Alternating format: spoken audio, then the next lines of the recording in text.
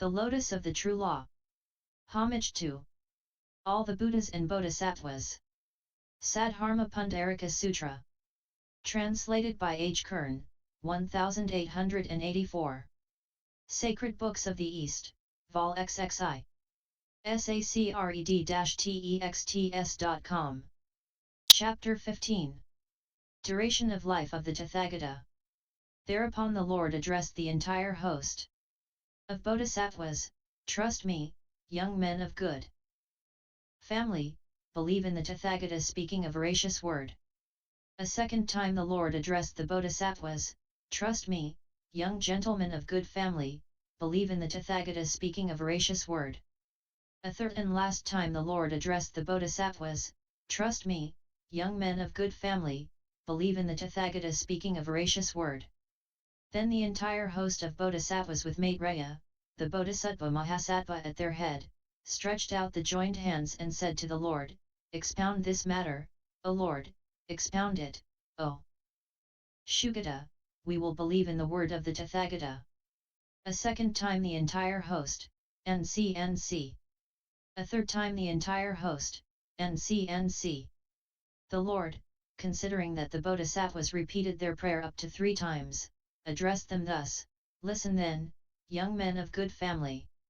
The force of a strong resolve which I assumed is such, young men of good family, that this world, including gods, men, and demons, acknowledges, now has the Lord Sakyamuni, after going out from the home of the Sakyas, arrived at supreme, perfect enlightenment, on the summit of the terrace of enlightenment at the town of Gaya. But, young men of good family, the truth is that many 100,000 myriads of kotis of eons ago I have arrived at supreme, perfect enlightenment.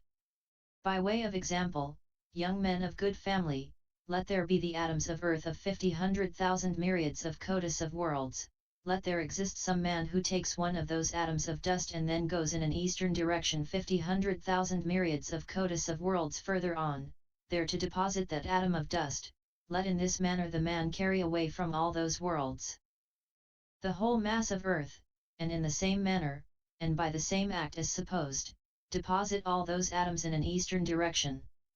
Now, would you think, young men of good family, that anyone should be able to imagine, weigh, count, or determine, the number of those worlds?"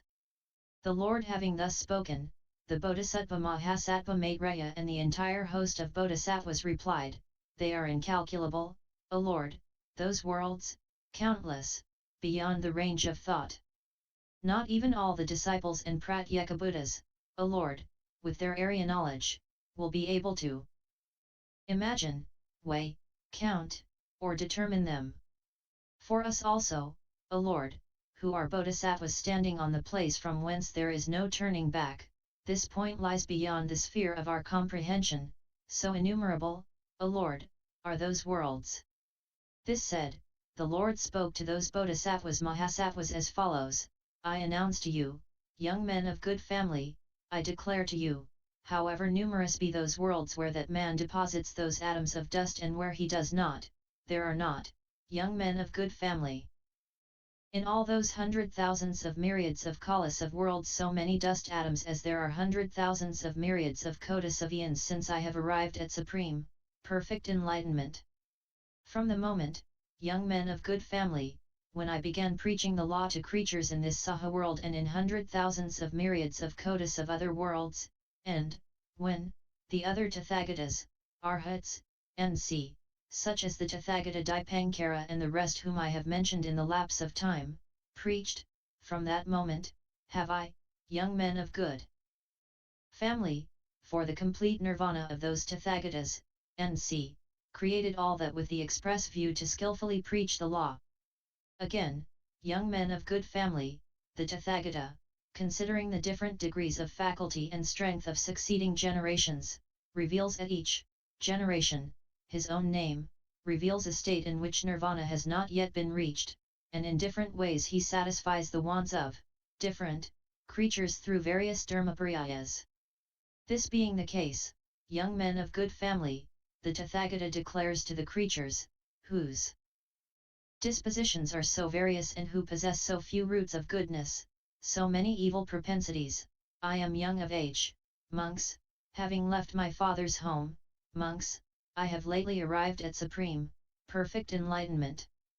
When, however, the Tathagata, who so long ago arrived at perfect enlightenment, declares himself to have but lately arrived at perfect enlightenment, he does so in order to lead creatures to full ripeness and make them go in.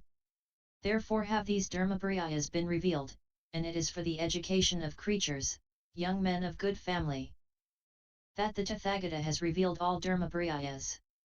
And, young men of good family, the word that the Tathagata delivers on behalf of the education of creatures, either under his own appearance or under another's, either on his own authority or under the mask of another, all that the Tathagata declares, all those Dharmaparyayas spoken by the Tathagata are true.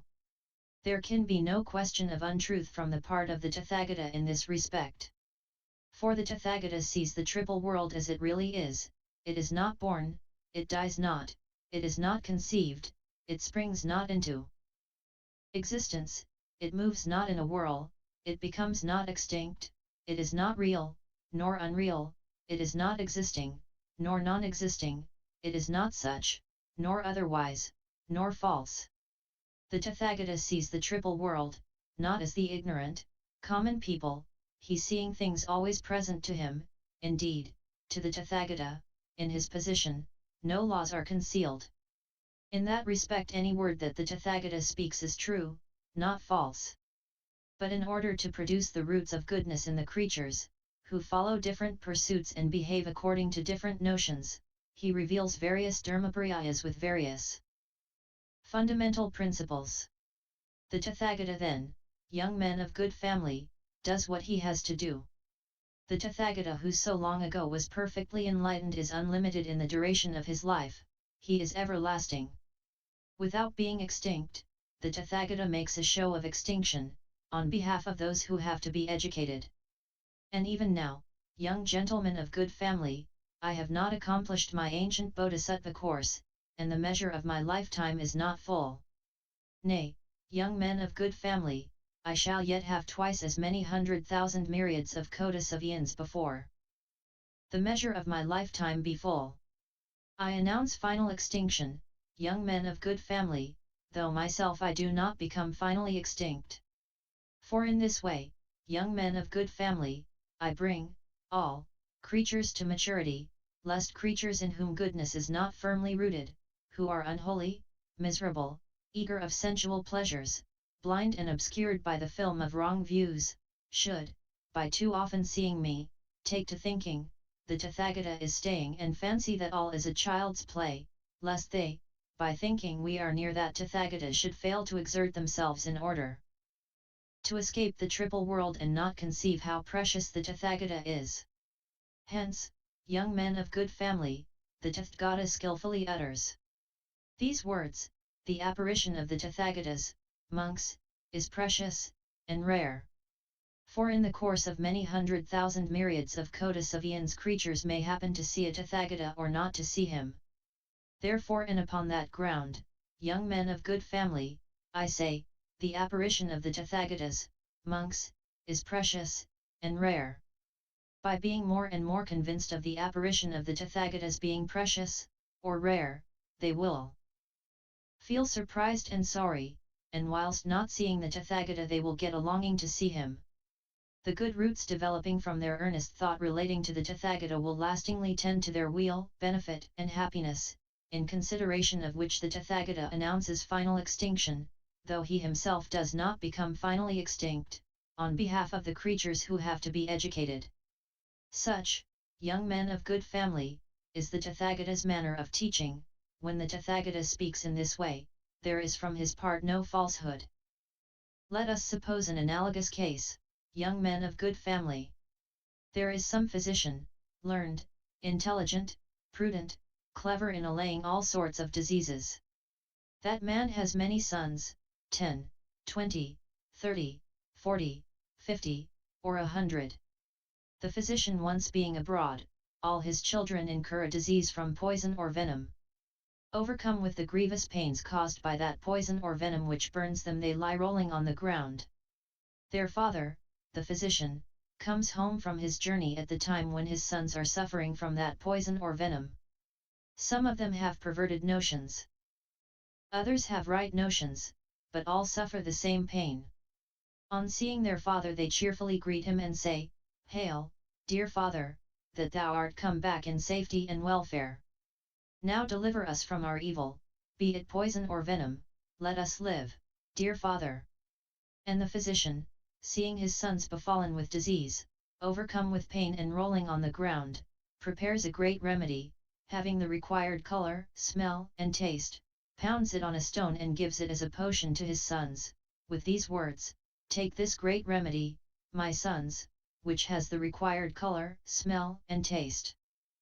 For by taking this great remedy, my sons, you shall soon be rid of this poison or venom, you shall recover and be healthy." Those amongst the children of the physician that have right notions, after seeing the color of the remedy, after smelling the smell and tasting the flavor, quickly take it, and in consequence of it are soon totally delivered from their disease. But the sons who have perverted notions cheerfully greet their father and say, "Hail, dear father, that thou art come back in safety and welfare, do heal us." So they speak, but they do not take the remedy offered, and that because, owing to the perverseness of their notions, that remedy does not please them, in color, smell, nor taste. Then the physician reflects thus, "These sons of mine must have become perverted in their notions owing to this poison or venom, as they do not take the remedy nor hail me.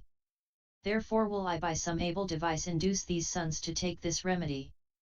Prompted by this desire he speaks to those sons as follows, "I am old, young men of good family, decrepit, advanced in years, and my term of life is near at hand, but be not sorry, young men of good family.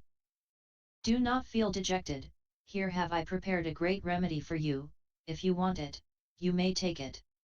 Having thus admonished them, he skilfully betakes himself to another part of the country and lets his 6 sons know that he has departed life.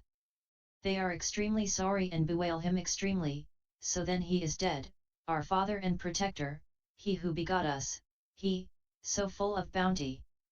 Now are we left without a protector." Fully aware of their being orphans and of having no refuge, they are continually plunged in sorrow, by which their perverted notions make room for right notions. They acknowledge that remedy possessed of the required color, smell, and taste to have the required color, smell, and taste, so that they instantly take it, and by taking it are delivered from their evil. Then, on knowing that these sons are delivered from evil, the physician shows himself again. "Now, young men of good family, what is your opinion?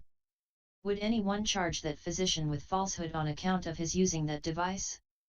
No, certainly not, Lord, certainly not, Shugata." He proceeded, in the same manner, "Young men of good family, I have arrived at supreme, perfect enlightenment since an immense, incalculable number of 100,000s of myriads of kotis of Æons, but from time to time I display such able devices to the creatures, with the view of educating them, without there being in that respect any falsehood on my part." In order to set forth this subject more extensively, the Lord on that occasion uttered the following stanzas. "One an inconceivable number of thousands of kotis of Æons, never to be measured, is it since I reached superior, or first, enlightenment and never ceased to teach the law. 2. I roused many bodhisattvas and established them in Buddha knowledge. I brought myriads of kotis of beings, endless, to full ripeness in many kotis of Æons. 3. I show the place of extinction, I reveal to all beings a device to educate them, albeit I do not become extinct at the time, and in this very place continue preaching the law. 4. There I rule myself as well as all beings, I. But men of perverted minds, in their delusion, do not see me standing there. 5. In the opinion that my body is completely extinct, they pay worship, in many ways, to the relics, but me they see not. They feel, however, a certain aspiration by which their mind becomes right. 6. When such upright, or pious, mild, and gentle creatures leave off their bodies, then I assemble the crowd of disciples and show myself here on the Gridrakutta.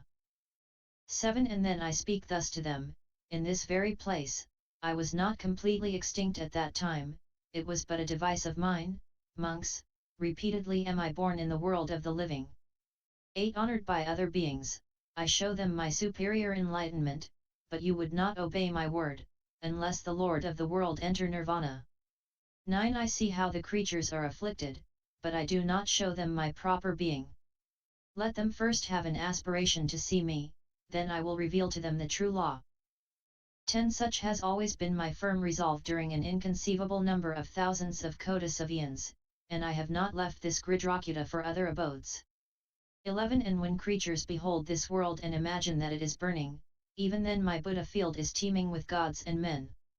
12 They dispose of manifold amusements, kotis of pleasure gardens, palaces, and aerial cars. This field is embellished by hills of gems and by trees abounding with blossoms and fruits. 13 And aloft gods are striking musical instruments and pouring a rain of mandaras by which they are covering me, the disciples and other sages who are striving after enlightenment. 14 So is my field here, everlasting.ngly, but others fancy that it is burning, in their view this world is most terrific, wretched, replete with number of woes. 15 Many kotis of years they may pass without ever having mentioned my name, the law, or my congregation. That is the fruit of sinful deeds. 16 But when mild and gentle beings are born in this world of men, they immediately see me revealing the law, owing to their good works. 17 I never speak to them of the infinitude of my action. Therefore, I am, properly, existing since long, and yet declare, the jinas are rare, or precious. 18 Such is the glorious power of my wisdom that knows no limit, and the duration of my life is as long as an endless period, I have acquired it after previously following a due course. 19 Feel no doubt concerning it, O sages, and leave off all uncertainty, the word I here pronounce is really true, my word is never false. 24 Even as that physician skilled in devices, for the sake of his sons whose notions were perverted, said that he had died although he was still alive, and even as no sensible man would charge that physician with falsehood. 21 So am I the Father of the world, the self-born, the healer, the protector of all creatures. Knowing them to be perverted, infatuated, and ignorant I teach final rest, myself not being at rest. 22 What reason should I have to continually manifest myself? When men become unbelieving, unwise, ignorant, careless, fond of sensual pleasures, and from thoughtlessness run into misfortune. 23 Then I, who know the course of the world, declare, I am so, and consider how can I incline them to enlightenment, how can they become partakers of the Buddha laws? End LSX 15.